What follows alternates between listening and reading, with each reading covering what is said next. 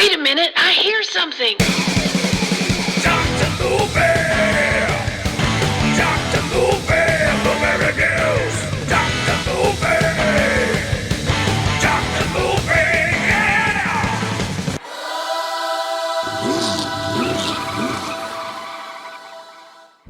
What's happening, everybody? Welcome back to the show that's on the road. I was going to say something and I just totally lost what I was going to say. Welcome back to Dr. Movie, and got another classic for you. Again, we are knee-deep in the Stupid Movie Club, where we are covering movies that are kind of classics, but not in a artsy-fartsy kind of way. They're just kind of lowball comedy movies. And to me, today's is super special. This may have set me on the track of really enjoying these gutterball type movies. I think it really starts here, and it's none other than the Kentucky Fried Movie. I don't think people understand the significance of this movie. It really is the spoof of all spoofs. To me, this is the crown jewel. It should be on the very top of the crown of zany comedy movies, especially spoofs, because this is where it all started. This is where the rubber hit the road, because it's the Zucker Brothers' first thing that they ever did. It was actually a play. When they were college kids, they wrote this play, which were all these little comedy skits, and they would go out and perform these across campuses, and it became so popular, they decided that it should be a movie. And matter of fact, the person that decided that was the director of this movie, who is John Landis. Now, come on. If you don't know who John Landis is, then do you really watch movies? Because, I mean, he's just one of the most prolific, controversial, in a way, directors there is. It's made some of my favorite movies. And it all starts right here, folks. 1977 comedy flick, the Kentucky Fried Movie.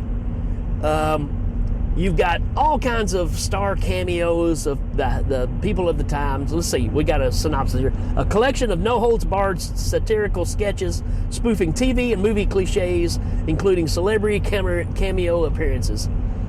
I'm going to have to find a list to walk me through each one of the skits so I don't mess this stuff up. Do we have a why to watch on this? It's a 6.4 out of 10, which is kind of where I expect it to be. Okay. Why to watch? It's lighthearted, raunchy, and satirical. How do you have lighthearted and raunchy in the same sentence, or the same three words? I don't know, but there you go. And all of those pretty much describe this movie. It's mainly a must-see for those who appreciate the guilty pleasure of very vulgar, often sophomoric humor. Absolutely. Again, this is kind of the start of that. Let's just say you couldn't make this movie now, because you would offend everybody. This is a movie that goes for maximum laughs and pulls no punches when it comes to offensive and racy humor. Absolutely. Again, it's that mindset of, if you can't make fun of yourself, who can you make fun of? Or, you know, what kind of life are you living? If you're offended by everything, I mean, you just got to get over it, right? Quick laughs, crazy parodies, the insane way the segments are edited together due to lack of money.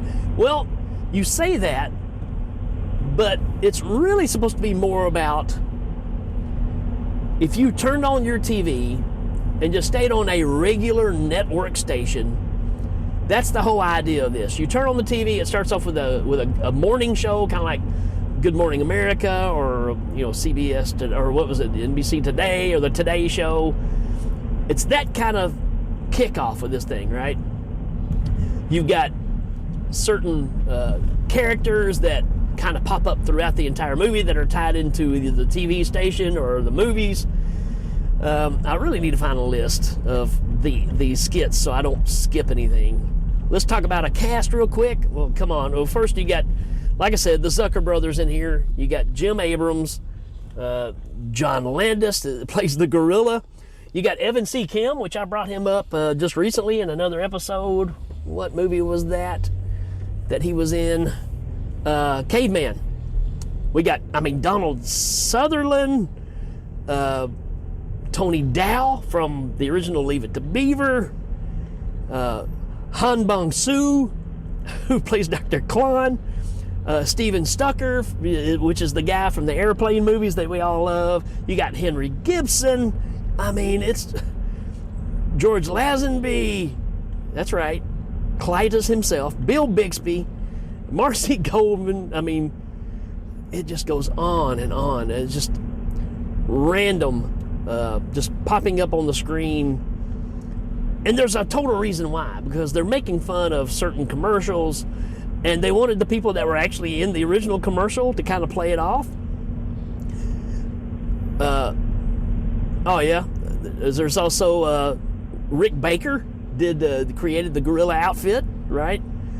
Which begins that relationship with Landis and Rick Baker, right? Well, actually, it started with Schlock, but so many people in this that you've seen in stuff over and over again. This is Leslie Nielsen's in this. Tina Louise. It's just crazy. So hold on, let me see if I can find a list of the skits. Yep, couldn't find an actual list, but here's kind of what you get. I talked about the TV morning show thing, which is hilarious, because you get this lady that's bringing animals on, like, your famous animals handlers that would come on and showcase things, and she brings in this little hamster, and she's showing it, but then and the guy's like, well, I understand you have something else, and she's like, that's right, and she just takes the hamster and just throws it behind her, and it sprawls out and hits the wall. And I'm telling you, it's that quick humor, like Airplane, all that stuff. This is the beginning of all that. And they bring in this gorilla, and they're talking about them having trouble getting him mated. And the thing is like the gorilla can understand what's being said. And they said, well, surely, a big gorilla like this can find a mate. Oh, well, I think the problem's more personal. And gorilla gets upset. They keep saying these things till he gets pissed off and he starts wrecking the studio. And they try to cut away and go to another segment while the chaos is happening in this part of the studio. They go to this other lady, and of course things are happening there. And then of course the gorilla breaks through. It's just chaos.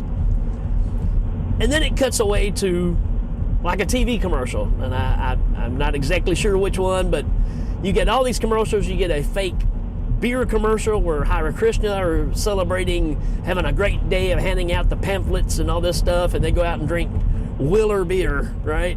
So it's like a Miller commercial, which looks like, and they even get the voiceover guy for Miller beer to do the voice.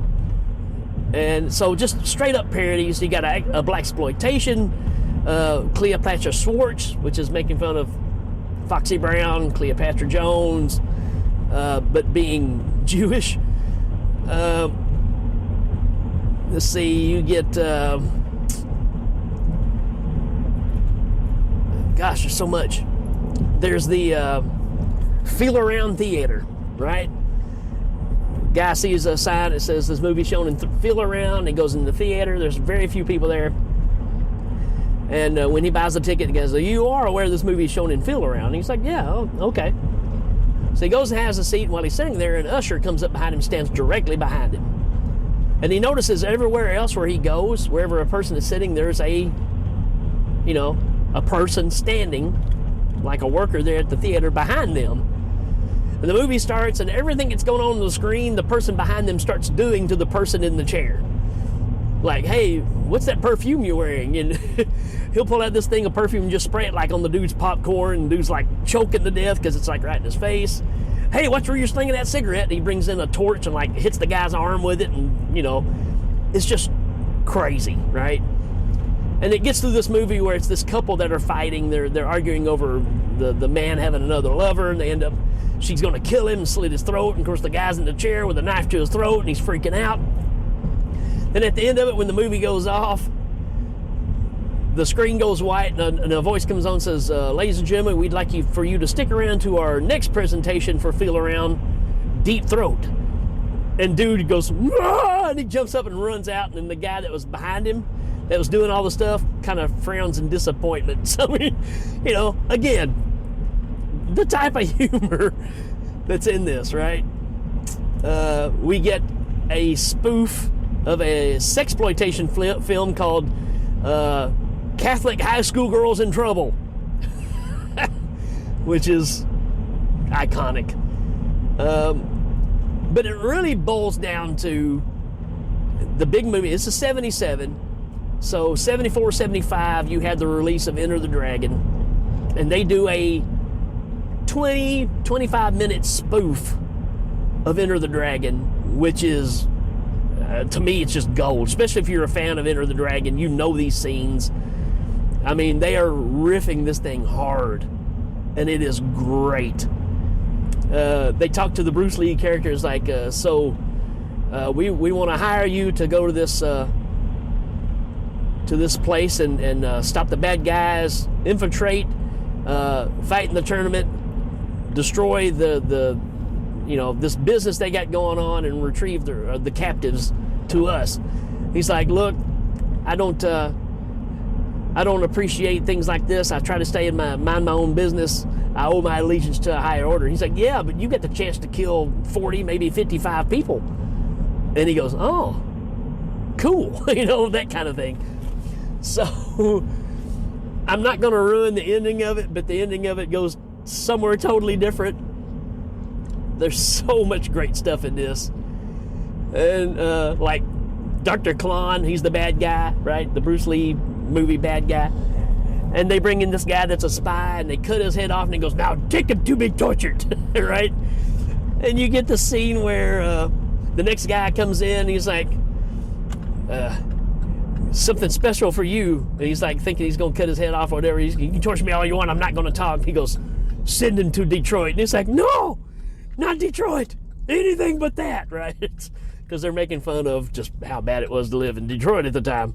The murder capital of the world. So it's, again, if you like Zucker Brothers, if you like parodies, if you like the Naked Gun movies, this is where it started. And I dare say, you can't really do it any better.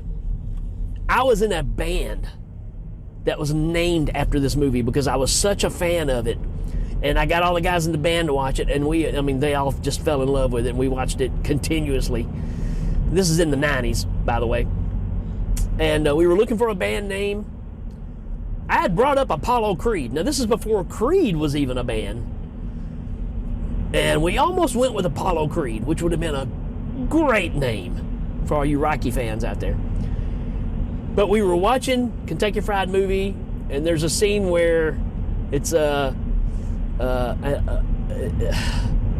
what's the thing called? Welcome to the World of Sex. It's an album that plays that tells you how to have sex with a woman play by play, right? So you're supposed to put this on, be with your mate, and do exactly what the record says, which is hilarious. And at the end of it, because something happens, because of a failure, this album is equipped with Big Jim Slade. Yep, Big Slade is a former tight end Kansas City Chiefs. Comes with assorted whips and chains and a sexual appetite that'll knock your socks off.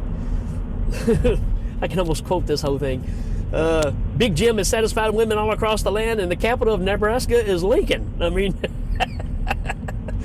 that's the humor you're getting with this thing. Well, we ended up calling the band Big Jim Slade. And there you go. And it's because of this movie and just the impact that had on us. There's several things you get, specific commercials they're making fun of. Frying the cat in Nessenol instead of Wessenol. There's the scene where the woman's watering her plants. She's like, I was so embarrassed when the ladies came over from bridge because of the lingering odors in our house, right? Which was I want to say a stick-up commercial back in the day. I mean, this is a stick-up, those things. Glade, it might have been a Glade commercial. Anywho, everything just goes off the rails with this thing. But I really have to say, the last skit, which is called Eyewitness News, and it's like you turning on TV and you're watching the news. Actually, it's this couple they're sitting there and they're, you know, getting a little friendly with each other. They turn on the news. It's called eyewitness news for a reason. But the guy and girl start going at it. They start getting naked, and the TV guy can see them. And he's trying to read the news and keep it all together, but he keeps calling other people on the screen so they can see what's going on. And they start hooping and hollering when things are happening, and then all of a sudden they'll look up and look at the TV, and they're like, And then back in China, that's what's going on with those people in China with the Chinese. So they're just, you know, it's great. It is great. And to me, this is the gold standard of spoofs. Everything that we like is a derivative of this movie. It all starts right here. If you have not seen this movie and you like the Naked Gun movies, which is still Zucker Brothers, so it's in the same formula. Airplanes, the airplane movies. But everybody is trying to be the Zucker Brothers, like when they did the Hot Shot movies, the Scream movies. None of that happens without this movie. This movie, and I'm sure there's other parodies, but not put together like this. This was a game changer. So, I 100% recommend this. There will be things in here that probably offend you. I'm just going ahead and say it. It's just because there is. I mean, because, again, it's kind of like South Park. They didn't care, you know, who they offended. They were making a joke, right? And this thing runs deep with that. I mean, there's some things in here you're just like, wow, I can't believe, you know, that they actually got away with this even back then. So, you've been warned, but I'm telling you, this is, and it's rough, it's low budget, but this is the start. And again, I don't think that you get any more bold and to the point like this one does versus everything else. I think South Park is a really good comparison of pushing the buttons, but also saying, hey, it's just a joke, guys. Don't get so riled up. It's just a joke, right? The fact that they're making fun of pop culture of the time, which hits home with me because this is my time period, right? I mean, I was only 7 years old, but most of the things they're talking about, the commercials, all that, these were the things we were seeing that they're making fun of. Having the star-studded, you know, cameos that come in, I think just makes this thing work even better. There's a spoof of the catastrophe movies, the apocalyptic movies that we had all through that. Well, even Airplane is a ripoff of that stuff, right? But they had one called That's Armageddon that's in this, which is great. I can't say enough about this one. Do yourself a favor. It's on Tubi. You can watch it for free. I just think it's the standard. Actually, Amazon Women from the Moon, which a lot of people are probably more familiar with, is actually the sequel to this. They were actually going to call it Kentucky Fried Movie Part 2. But they decided to change that and go with Amazon Women on the Moon. But it is from the same minds. You know, I think one of the Zucker brothers was involved with it, not both. And that may be why they didn't call it Kentucky Fried Movie Part 2. But that, again, kind of tells you where this humor is. I love it. I absolutely love it. And I'm swimming in raw sewage, and I love it. We do not have that world without this movie. So do yourself a favor, check it out. Watch these kids play a version of Life that's called Scot Free, where it's talking about the assassination of a president. So they're really using the game of life, but using the JFK assassination as the game piece. And it all comes down to spinning the board and seeing if the public believes you or not. Yeah, I mean, it's stepping on a lot of toes here and done so well. All right, folks, 5 out of 5. I mean, easy, all day long. I can watch this on repeat.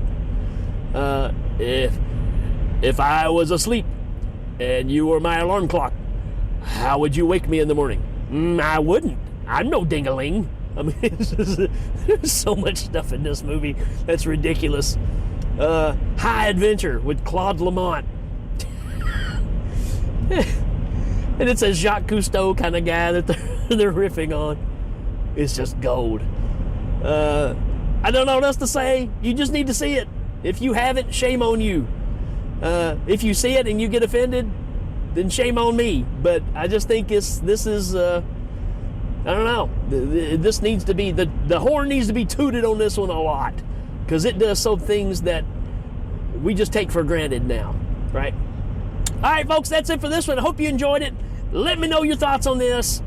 If there's other movies that need to be in the Stupid Movie Club, let me know. We'll try to get them in here. All right, folks, adios.